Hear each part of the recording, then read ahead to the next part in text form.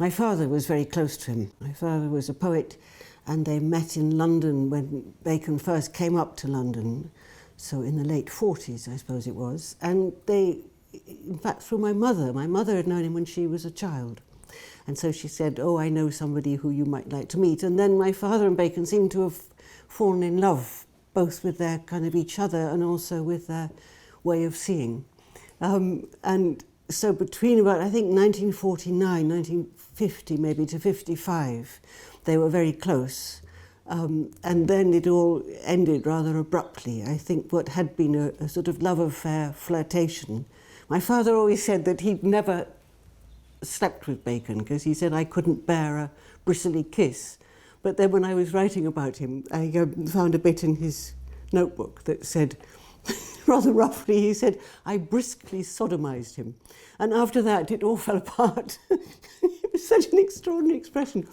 So that was the end of their, it seemed to be the end of their love affair.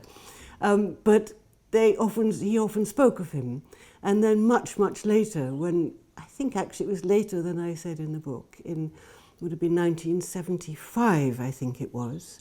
I was back in London, having been away for some years, and my father had another 2 years to live, and somehow he got back in touch and got very excited and said that they were going to meet each other at the ghastly colony rooms, and would I like to come too? And so I hadn't any visual recollection of him, but I met up. I was working at the time for Tambi Mutu, who had done the Poetry London magazine. He'd been in America and he came back to do a second edition of it. And I was kind of rumbling around rather haphazardly, helping him, trying to help him, probably not helping much.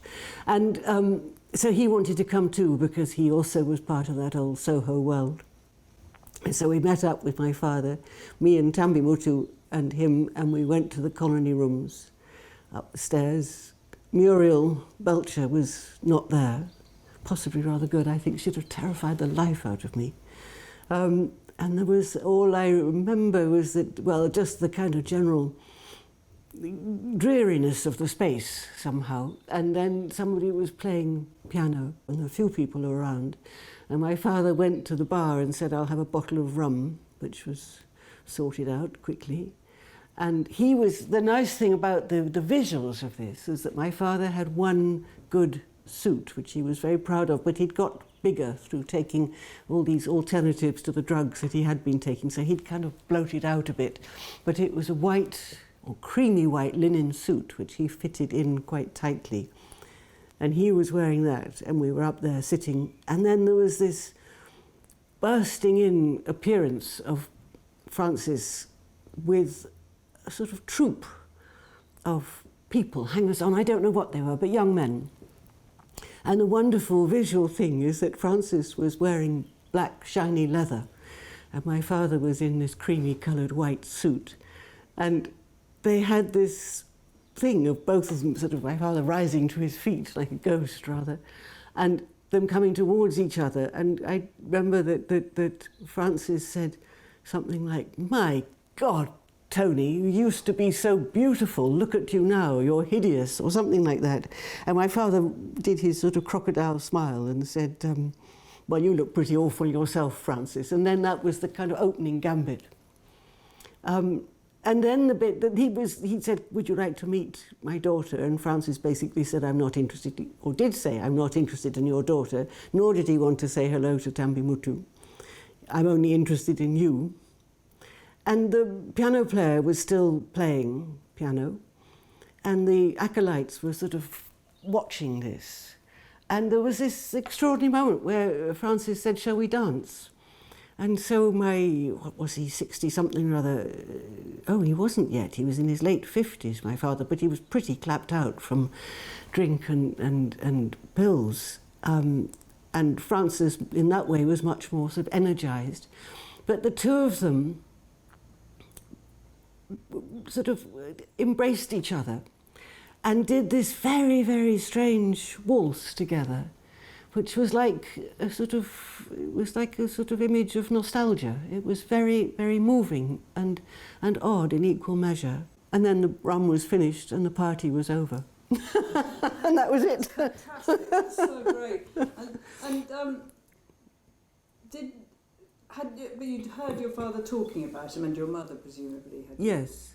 My mother was very jealous, I suppose, because she'd thought that this was a gay guy and therefore they could have they'd all be friends together. And she got furious that they went on meetings, so that when I was researching the book about it, there were all these sort of, Tommy back to seeing Francis again, ! And Tommy out all, late, and this sort of thing. So, but that was, yes, it didn't work in the way that she thought it would.